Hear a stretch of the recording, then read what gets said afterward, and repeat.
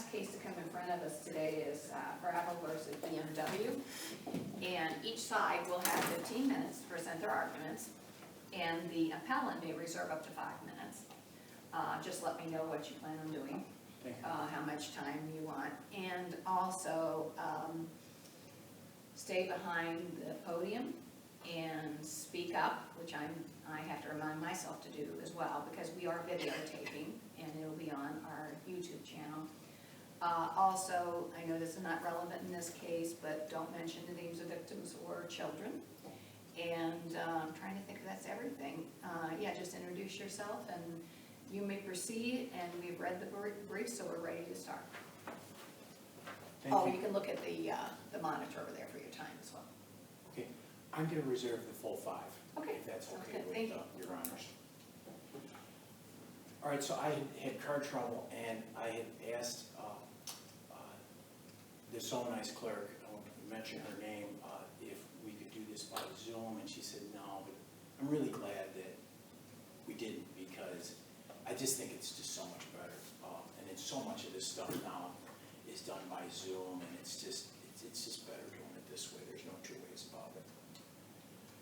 All right. And we thank you for being here. Yeah, so I just don't hope I don't have that ticket on the Ohio Turnpike. All right, so we're not happy to be here. We're a consumer-oriented company, and we have a very unhappy consumer here. And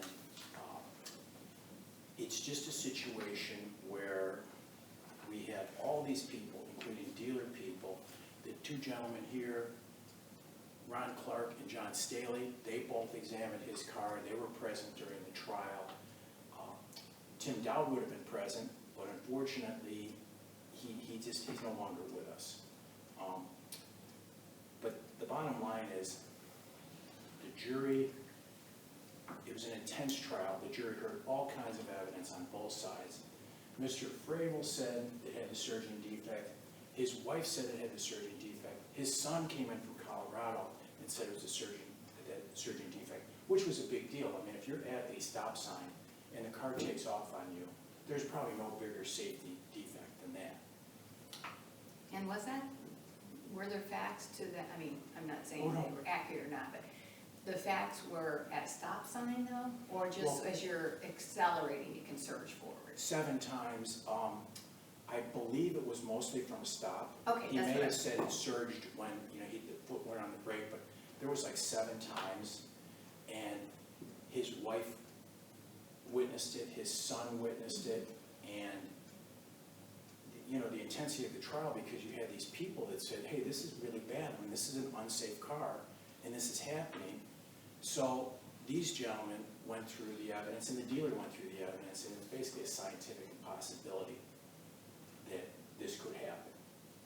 And the jury heard the evidence, they deliberated, and they said on all the warranty counts, implied warranty and tort, lemon law, breach of warranty or mag loss, there is no nonconformity here, there is no defect.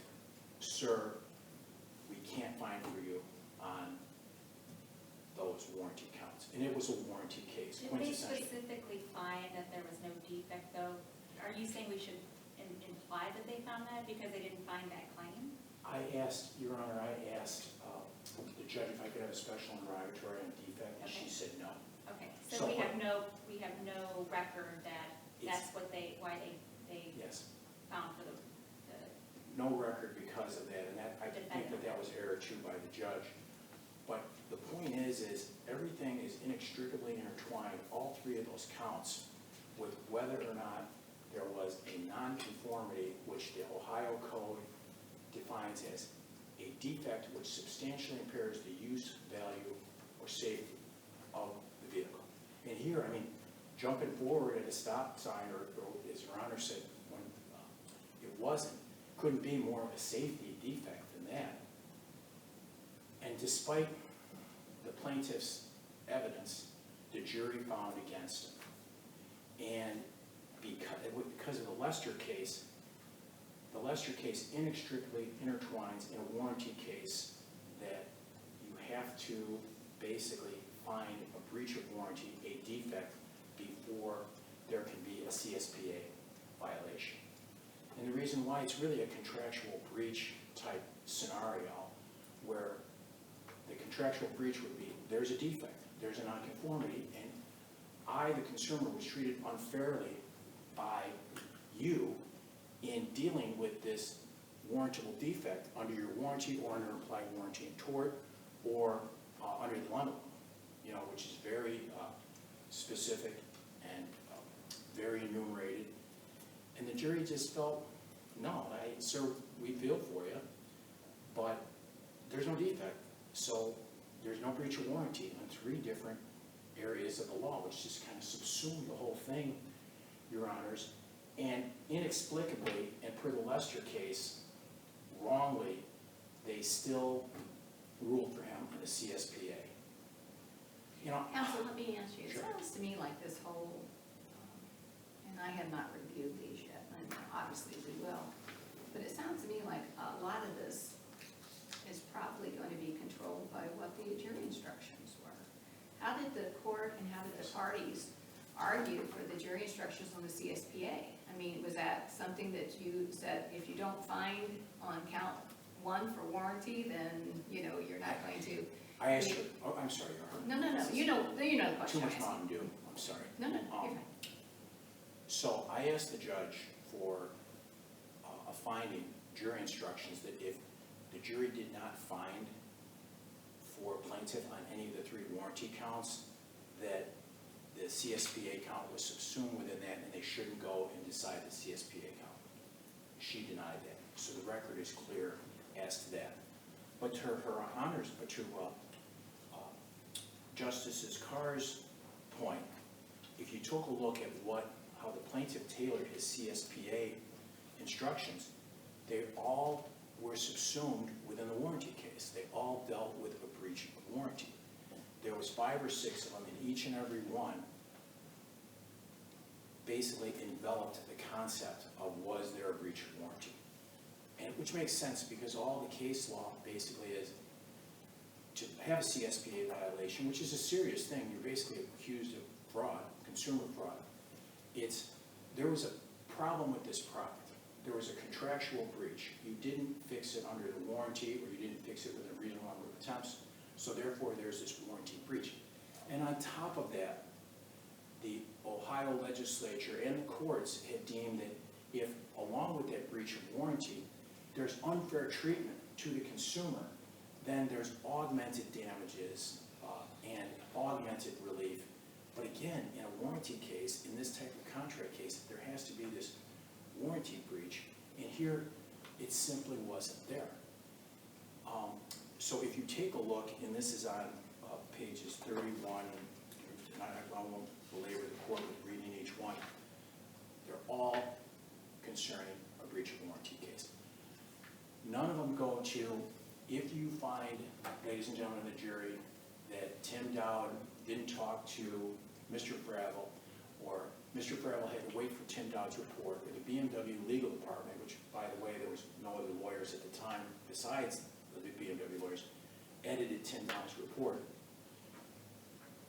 That's, you can find for the plaintiff on the CSPA count. He never made that instruction. I would have objected to it, but then the record would have been clear. Now we're just kind of speculating as to what they thought, but that's the only thing they really, honestly, they could have speculated on, is they didn't like the way Tim Dowd treated him, or they didn't like the fact that we edited the report, which again, they could look at that as being unfair if they had found a breach of warranty, if they had found a serious. Let me ask you Sure. this. When I was reading all this, I was thinking, is there a way that the jury could have said, well, it's not a defect as BMW is explaining it, okay? But we believe the plaintiff that there's something wrong with his car, and they just have not been able to find it. It was kind of it's almost like that, the case was, there had a certain oneness to the case.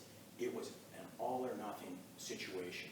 It was, did the car have this surgery defect? Because if it did, it was defective. That's all there is to it. And if it did, there was a warranty breach, because we told this gentleman, sir, we can't find it. So the jury basically would have had to have believed that the surgeon was present for them to have decided against. But then it gets back to the initial question, and I think Judge Linsinger raised about, the defect. Was there an interrogatory in regard to a defect? What constitutes a defect? No, the instructions are clear that what the nonconformity subsumes the defect. It's a defect that substantially impairs the use, value, or safety of the car. So the two are coterminous. So they had to have decided that they didn't feel that the surgeon defect was present. Now, if you wanted to guess, and it's just a guess, they might have been, somewhat felt his pain and felt that, BMW should have bought the car back anyway, even though there was never anything wrong with it. But again, that's beyond the Lester case, and they can't do that per the Lester case. And the other thing, and this is really a question of law, again, we're a big company. Mr. Fravel is a very successful man, but he's small next to, the financial wise next to BMW. But it's a question of fairness, and big companies, the courts such as you treat them fairly too. It was really a situation where if we had bought the car back, we would have had to have branded it as having this safety defect, and it just wasn't there, so we weren't going to do it. So it's just, the JMOB standard is, it's just, there can be only one legal conclusion, but the Lester case, it's just so, in its broad reaching, they're basically, the manufacturer was accused of not using this vibration analyzer, and that's why the defect couldn't be found. And the court still said, nope.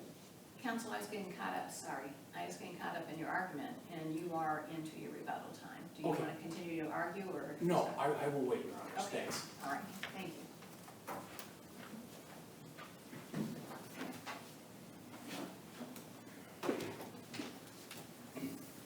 Good afternoon, Your Honors. I'm John Fravel, and I am representing myself in this case. As noted in my brief, I was a fan of BMW. I drove a BMW for 25 years. I've driven many Lungers over that time, so I was a fan. I asked the court to affirm the trial court's decision and the judge's ruling to deny the DV and the JNOV as well. After nearly 7 months of discussion and actions with BMW of North America, without resolution, I filed suit on December 27, 2019. The court called my claim an unfair consumer sale from the very beginning. My communication with BMW North America, the communications are in BMW's exhibit number 13.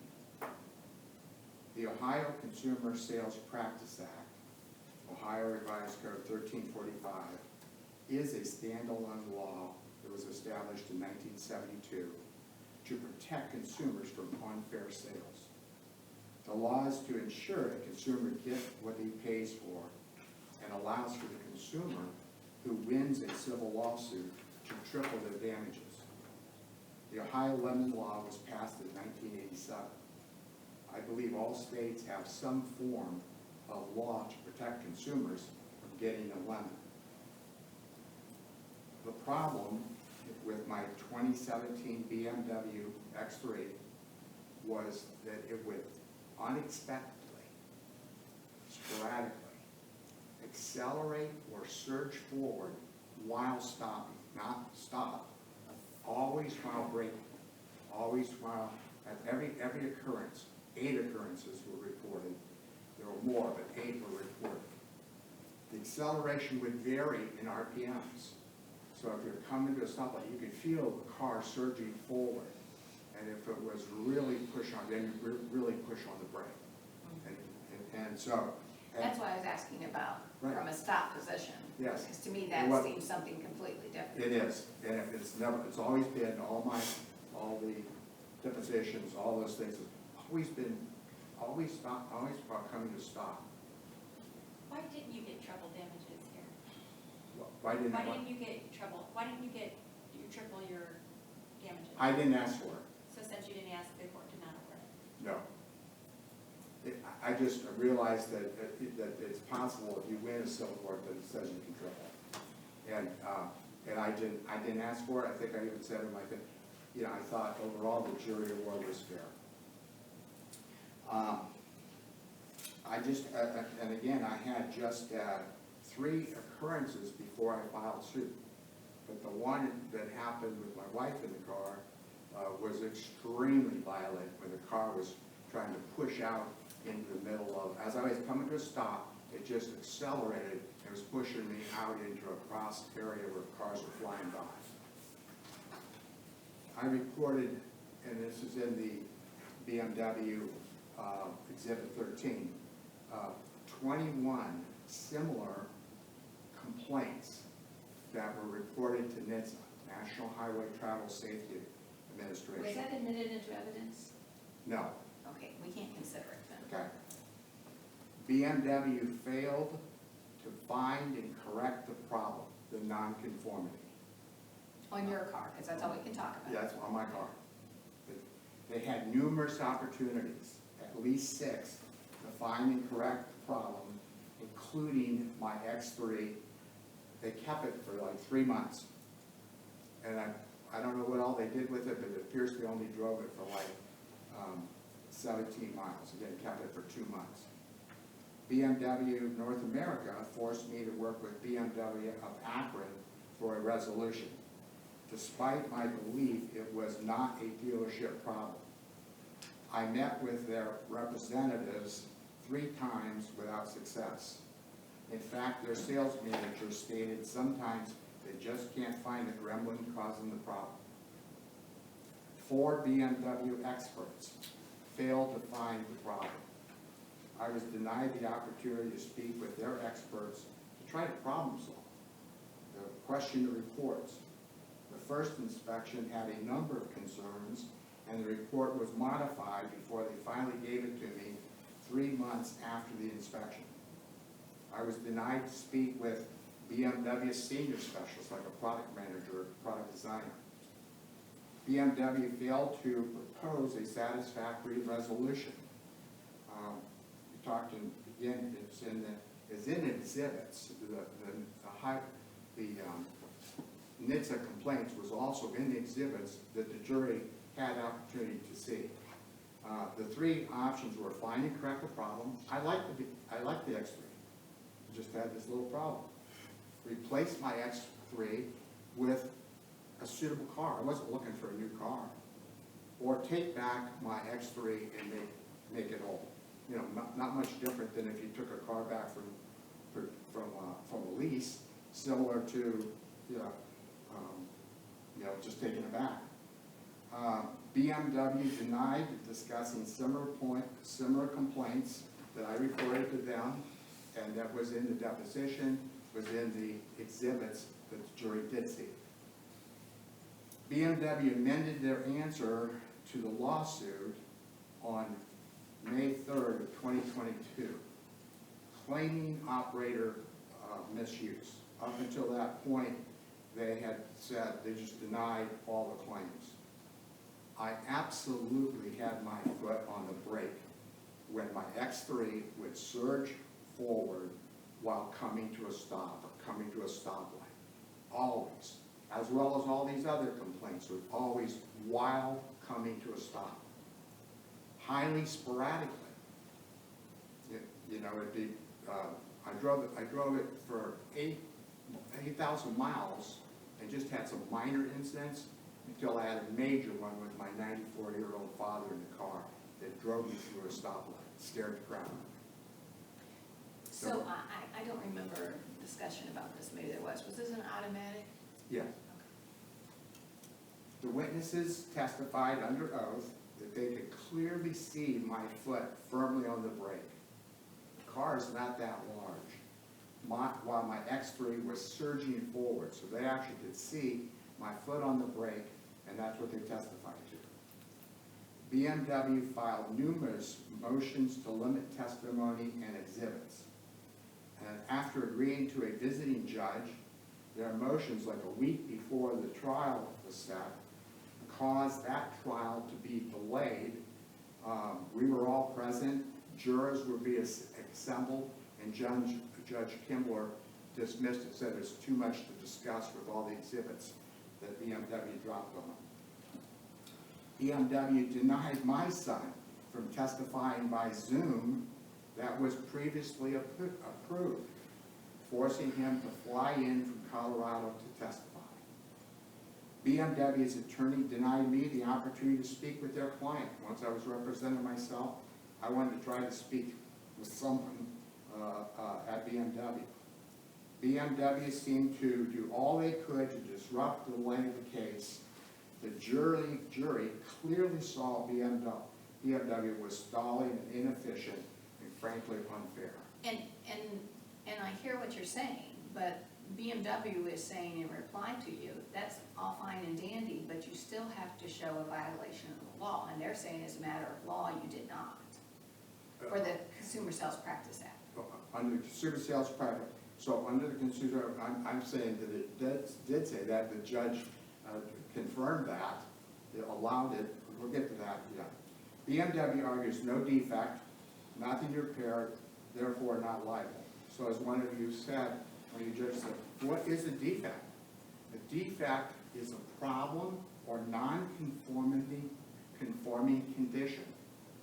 A vehicle surging forward while braking is a problem to non-conforming. The jury instructions uses the word non-conforming in the instructions.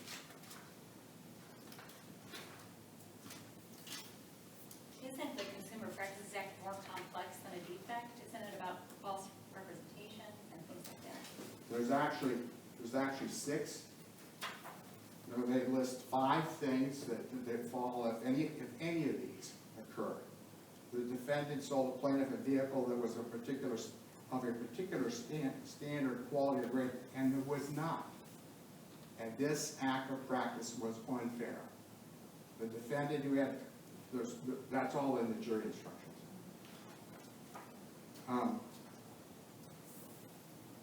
The BMW sold me a vehicle that had a substandard problem or non-conforming that was unfair.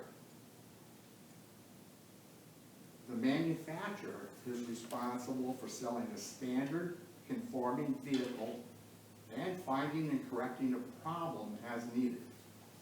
7 of the 8 jurors hearing the testimony, seeing the exhibits, which included BMW 13, which had a lot of information in it, found BMW liable for violation of the CSPA and awarded the damages of $30,000. The jurors believed there was a problem and BMW was unfair.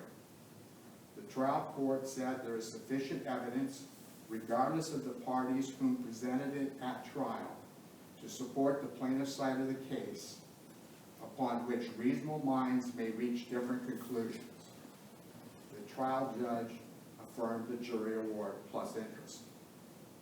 I ask this court, as a minimum, to affirm the jury's award and the trial court's rulings. Thank you. Thank you. We actually have 3 minutes and 50 seconds left. Thank you, Your Honor. I'll be quick. Oh, you're fine. You have 3 minutes and 50 seconds. So, anyway, the problem with it is the jury didn't agree with any of this, and the jury said, sir, there's no defect or nonconformity in your vehicle. He firmly believes, his family firmly believes, the jury did not. And the Lester case is right on point. The jury didn't say that, did they? They didn't, there's no specific finding that there is a defect in the There is, claims. because the definition of nonconformity, and they found there was no nonconformity, and the word had to have found there was no nonconformity. There's multiple claims to each, aren't there multiple elements to each one of these Yes, claims? and each of them had to do with a nonconformity. And a nonconformity within its own definition is a defect.